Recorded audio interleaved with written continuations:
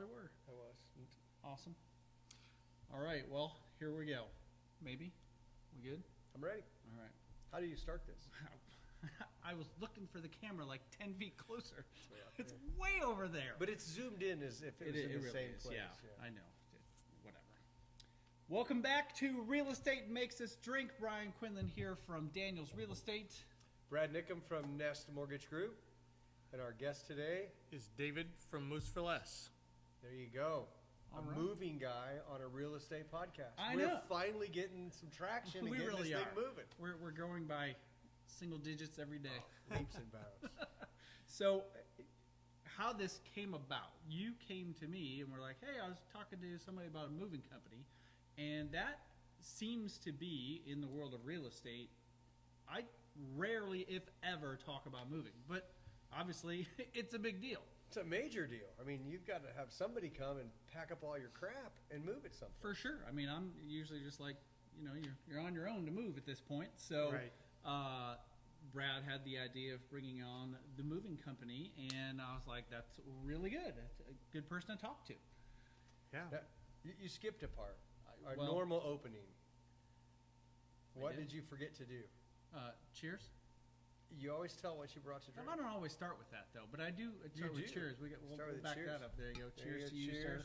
Thanks for being here, David. Cheers. We can't have a drinking, moving real estate podcast without drinking. All right. Well, then I guess I'll go. So today's beverage, Chili Water Brewing Company from right here in Indianapolis. Oh my goodness. I have not had this one before. It is built to last. German Pilsner.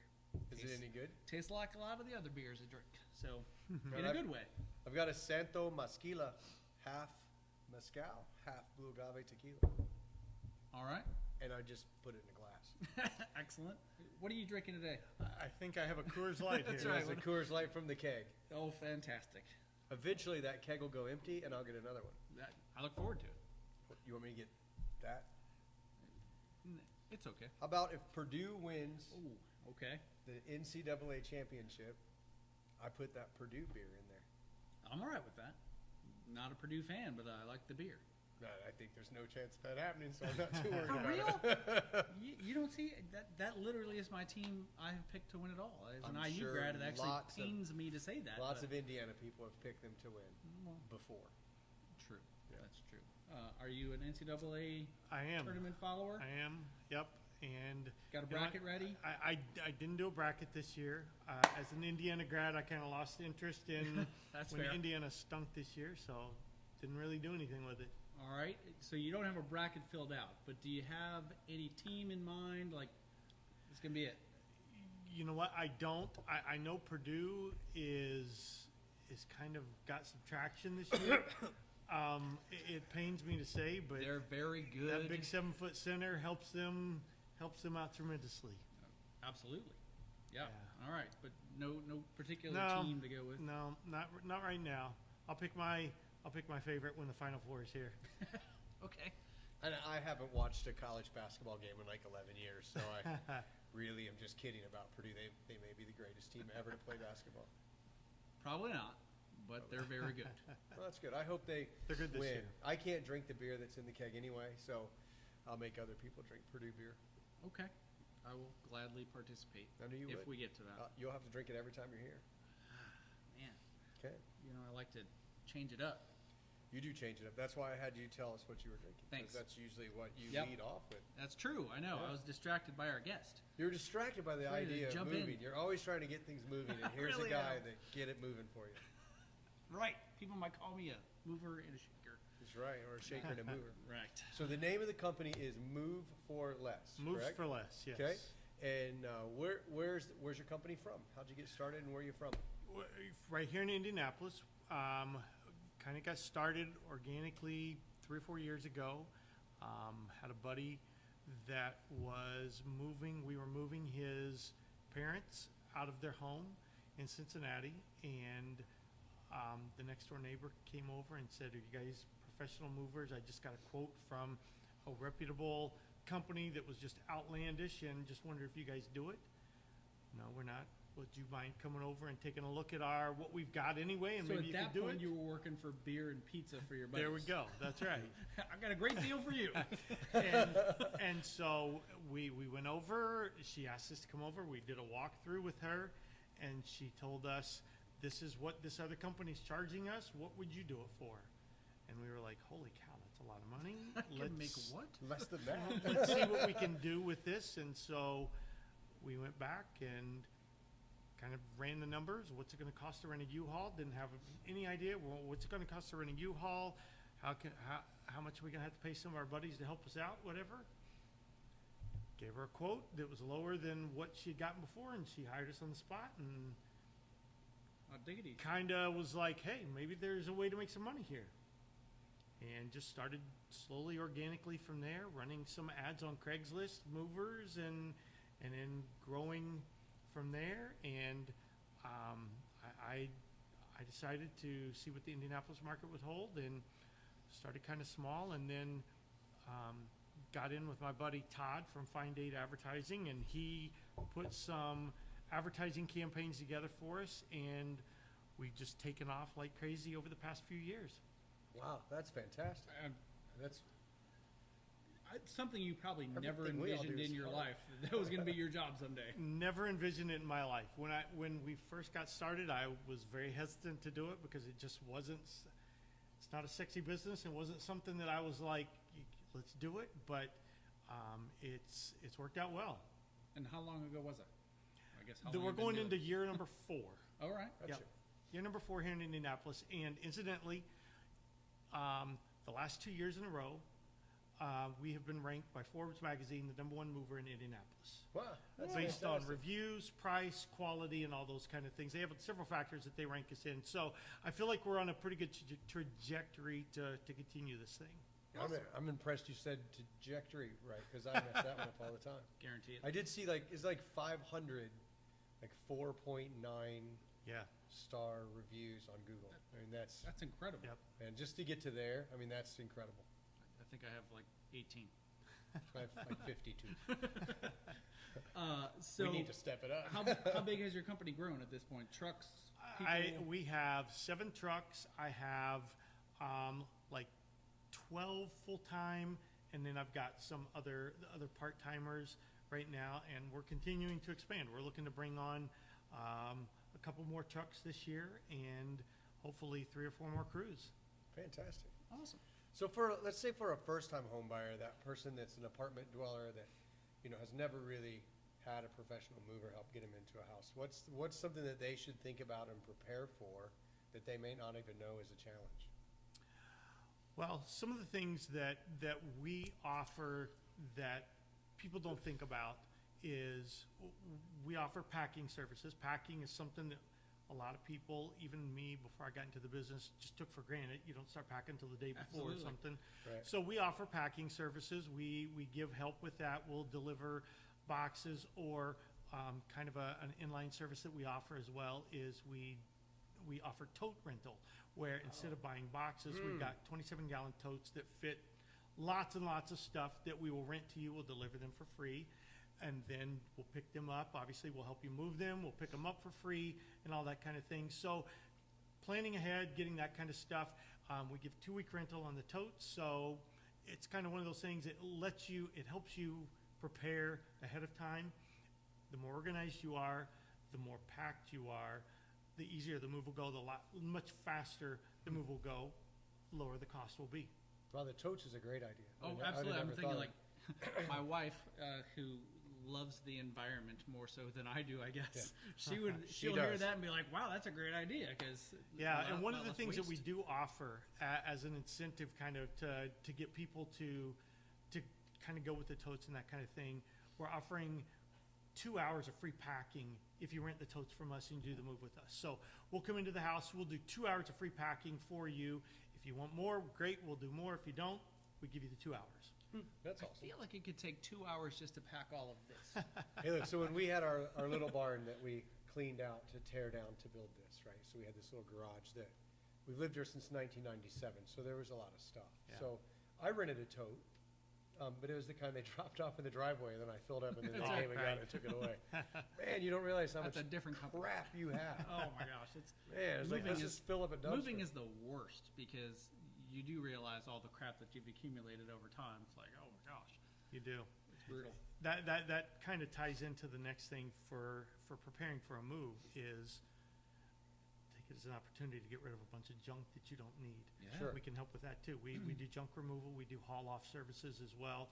That kind of goes hand in hand with all of that because people are looking to get rid of a lot of junk to declutter when they're going to move. Yeah. And so we can come in, we can help you pack. At the same time, we can haul off the junk for you. We've helped a lot of stagers, a lot of realtors. They go in, they're going to sell a house. They're like, listen, we got to stage this place. You got to get rid of a bunch of this stuff. And so a lot of people just want to get rid of the stuff. And so we'll go in, we'll take the stuff away. Stagers come in, the realtors are happy because they don't have to worry about a lot of clutter. Yeah, That's a great idea. absolutely. Do you facilitate rummage sales for people too? We haven't done that yet. You can stand out front, Well- get this crap, $2 for this crap. I could put my PA announcing skills could, to you work could- around. I you could could be the rail that. rummage sale guy. It's like an auctioneer. Oh, it'd be fantastic. I have absolutely no idea how much it costs to move. Because, I've always just rented a truck and load all the junkola and, again, pizza and beer. Right. What are we talking? So how we base our fees, we base it primarily whenever a customer calls in. The first question I ask, how many bedrooms do you have? Because typically we can, on an average move, doing hundreds and hundreds of moves, we can base it on how many bedrooms you have. For comparison, it's going to cost you $150, $175 to rent a U-Haul after you pay the mileage, the gas, the insurance, and the rental, that kind of thing. So, and then whatever the cost of labor is and all that kind of stuff. So how we base our fees is just an hourly rate. So we have a 2-hour minimum that's $345. That includes the truck, and then it goes up from there. So we tell people a 1-bedroom is typically going to take 2 to 2.5 hours. So we're at $345, including the truck, and you get all the labor. You don't have to worry about anything. And then it kind of goes up from there, scales, depending on how large the move is. Do you have distances that you won't move? No, we actually do. We do lots of moves all across the country. We just finished a move this last weekend. We moved a big house to St. Louis. A couple weeks before that, we did a move to Phoenix, Arizona. We do moves all over the place, wherever they're needed. We're licensed. We have our certifications, insured, and all that kind of stuff. So we can do moves anywhere that somebody needs to. As far as the local moves, we try to keep it within like a 50-mile radius of the city. And one of the advantages that we believe that we have over the competition is most of the competition charges a mileage fee. So certain competitors will say, we're going to charge you $3 a mile starting from our spot, our warehouse, to your place and back. We don't do anything like that. We start the clock when we arrive at your location and stop it when we finish the unload at your destination. We don't charge a mileage fee. We don't charge anything like that. So kind of gives us an advantage there as well. Heck yeah, that's a great model. As far as moving out of state, though, how do you all factor in charges for that? So typically, we just, obviously with out-of-state charges, there's certain fees that apply. Mileage comes into play, time. So primarily, the biggest cost driver is just time. If I've got to send a crew to Arizona, how many hours it's going to take, and you just kind of work backwards on that. So that's kind of what we do based on the size of the move, the size of the truck we're going to need to take. If we're going to need to take a big truck, whatever we got to do like that. And then you just kind of work backwards from there. Have you ever had a neighbor pay you to move somebody out of the neighborhood just because they didn't like them? We haven't had that yet. That might be something you advertise for. That's right. Did I hear you were moving? Yeah, I'll get you out of here. Well, love my neighbors, so I wouldn't do that. Do you? Yeah. You love your neighbors? I really do. Yeah. Mine, I have loud music occasionally, Yes, you do. and they never complain. So, That's good. knock That's on wood. outstanding. Yeah. No offense, but you don't look like a spry young chicken. You've been doing this for 4 years. What did you do before this? You know what? I had a number of other businesses. I was kind of an entrepreneur at heart. Before I was in the tax business, I had a few tax offices, and then I kind of branched out into several different things. I owned a car lot at one point in time, and kind of an ancillary business that I had in addition to that was I started some fireworks stores. I got into that I hear those are very lucrative. very lucrative, and that's kind of why I got into it. I decided that give this a shot, and opened one, and it went well, and so we just continued that on, and I did that for several years, and I quit in 2021 because we couldn't get inventory after COVID. China wasn't shipping backlogs, inventory, everything. So I just quit. So for a number of years, I ran a bunch of fireworks stores and kind of did that. No kidding. I couldn't do a fireworks store or a bar. Because I'd be drunk and I'd shoot off all the fireworks. Because I love fireworks. I do too. I really enjoyed it. You're not a fireworks guy. He doesn't like the 4th of July. Or America. Don't. He doesn't like America. Don't put words in my mouth, you lying bastard. They came out. I was putting them back where they came out. I don't care for fireworks. That has been stated on the show. Right, and you don't really like 4th of July. That is false. Because we I light love off the 4th of fireworks. July. I just don't care about the stupid fireworks. I think they're It's awesome. just setting money on fire. Literally.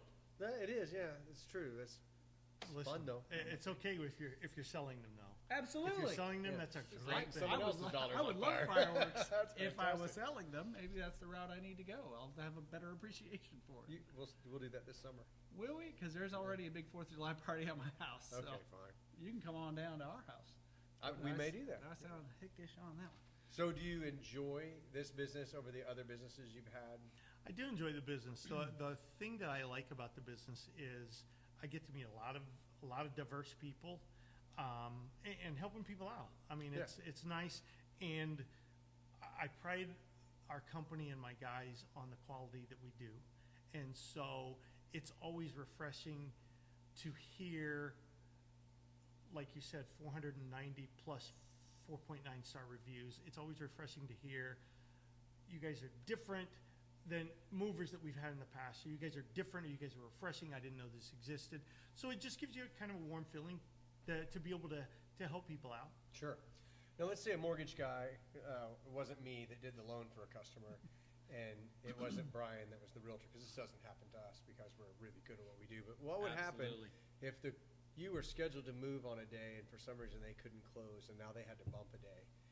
Are you easy to work with the customers and make that kind of thing work out? You have to be, and that happens all the time. I mean, literally, Not on ours. Nope, it doesn't quite happen. often that we get called, and we were. I mean, it happens a lot that we were scheduled to move somebody at 10 a.m. Their closing was at 9 or 8 or something, and it's pushed because this one's not working or whatever. You guys know the stories there, and we push it until 2 o'clock, 3 o'clock, until the next day.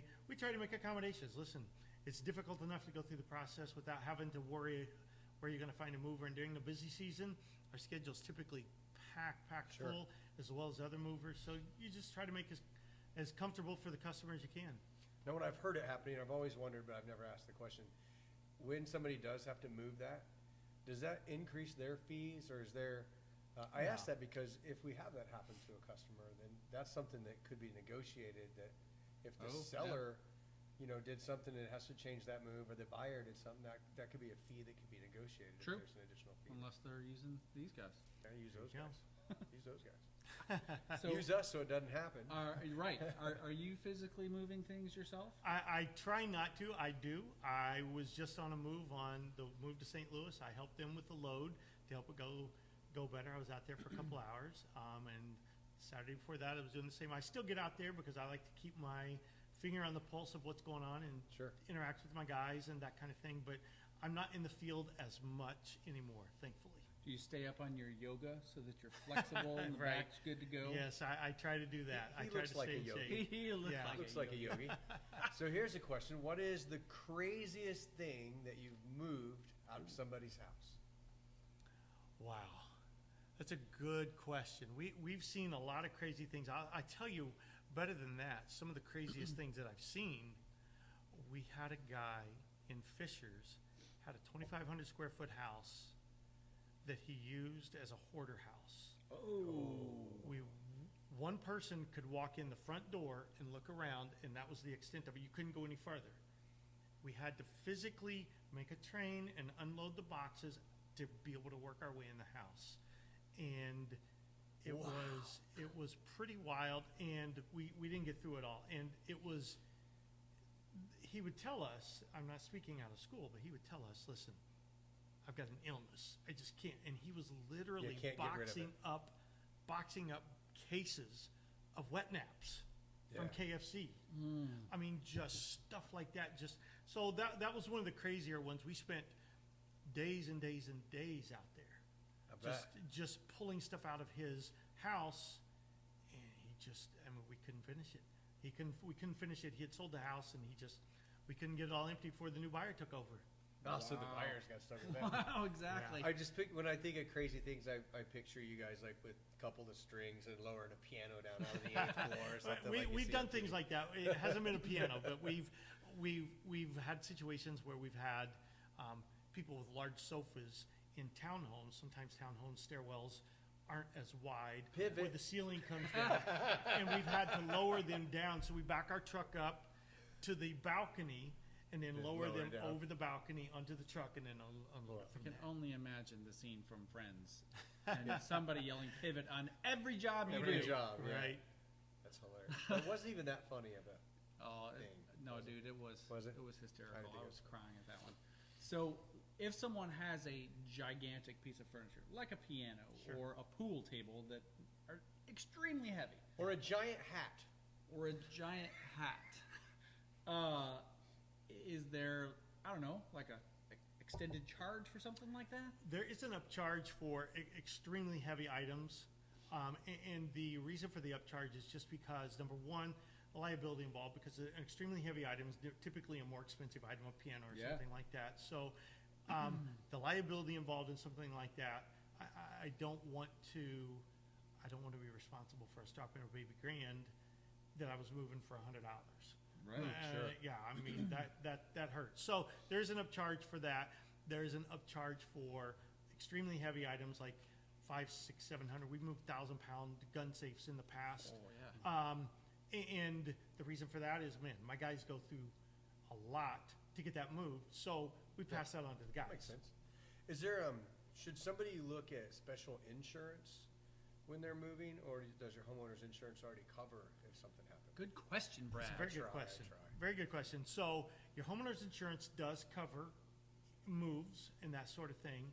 You can purchase extended replacement coverage insurance through the mover, like me. I offer extended replacement coverage insurance, and that's just, it varies depending on the value of your items. And typically what we'll do is we'll ask you evaluate your items. You tell me what value you're placing on these, and then there's a charge based on the valuation of the items. So you can do that.